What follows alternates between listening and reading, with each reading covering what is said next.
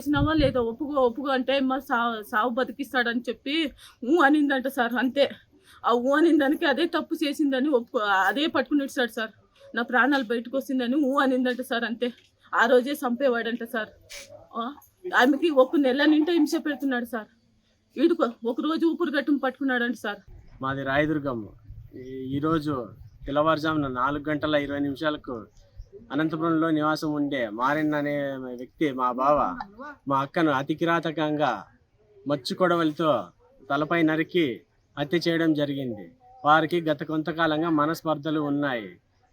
ప్రభుత్వం నిందితుని మీద కఠినమైన చర్యలు తీసుకొని న్యాయాన్ని బతికించవలసిందిగా కోరుతున్నాను.